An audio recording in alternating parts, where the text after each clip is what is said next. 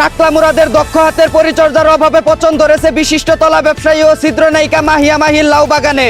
অন্যদিকে গর্ত দেখিয়ে অর্থ জোগাড় করতে না পারায় বুকের টিউমারের চিকিৎসা করাতে পারছে না আরেক ছিদ্র নায়িকা দিঘি। এদিকে পরিমণির তপ্ত চুলায় ঝলসে গেছে বহু পুরুষের জীবন। ছোট বড় লাকড়ি দিয়ে আগুন জ্বালানোর কারণে চুলার কান্দা ভেঙে যাওয়া এখন তিনি চাচ্ছে ক্ষতিপূরণ।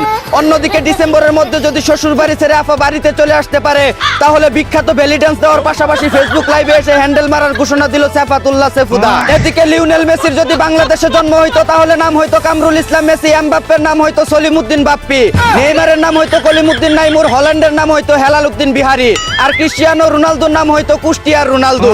অন্যদিকে বিশ্বকাপ সেমিফাইনালে ফ্রান্সকে হারিয়ে ফাইনালে উঠবে স্পেন, আর তাদেরকে পেনাল্টি বাতায় হারিয়ে চতুর্থ বিশ্বকাপ জিতবে আর্জেন্টিনা, জানিয়েছে রেফারি ও ফিফা সভাপতি।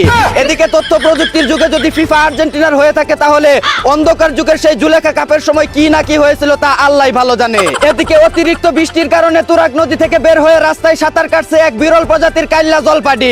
অন্যদিকে হিরো আলমকে আবারও শূন্যতে খাতনা করে এলাকাবাসীকে দাওয়াত দিয়ে সবার সামনে টি-20 ম্যাচ খেলে তার টুনটুনি পরীক্ষা করতে চায় সুমাইয়া রিমু নামের এক টিকটক মারানি। এদিকে ডেন্ডিখুর টুকাই মামুনকে রাতের বেলা ঠিকমতো খেলাধুলা করতে না দিলে গোপনাঙ্গে মরিচের গুঁড়া লাগিয়ে দিত বলে জানিয়েছে 12 লাঙ্গের জাতা খোয়া ভুসকি লাইলা।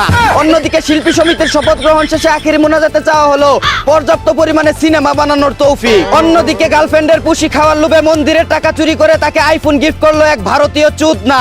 এদিকে ভারতীয় গাঁজার বিকল্প হিসেবে গ্রিন হাউস পদ্ধতিতে গাঁজা চাষ করে দেশের চাহিদা মেটানোর পাশাপাশি বিদেশেও গাঁজা রপ্তানি করে বৈদেশিক মুদ্রা আয় করতে চাওয়ায় পুলিশের হাতে আটক হলেন কুড়িগ্রামের এক গাঁজাখুর দেশপ্রেমিক। অন্যদিকে হাঁস মুরগি খেয়ে ফেলায় 60টি শিয়ালকে ধরে জবাই করার পর রান্না করে রুটি দিয়ে খেয়ে ফেললো বরিশালের একদল মাউয়ার পুত। এদিকে স্ত্রীর জ্বালায় অতিষ্ঠ হয়ে জেলে দেওয়ার জন্য ইচ্ছে করে ব্যাংক ডাকাতি করলো বউয়ের হাতে কিলগুতা খাওয়া এক নিরীহ যুবক।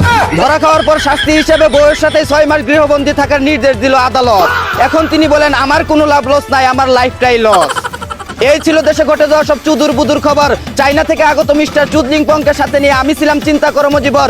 শুনছিলেন আপনারা আবাইত্যা টিভির দুঃসংবাদ। এতক্ষণ সাথে থাকার জন্য ধন্যবাদ। ভিডিওটি ভালো লাগলে উড়াদুরা শেয়ার করে দিন। বিনোদনকে বিনোদন হিসাবে দেখুন।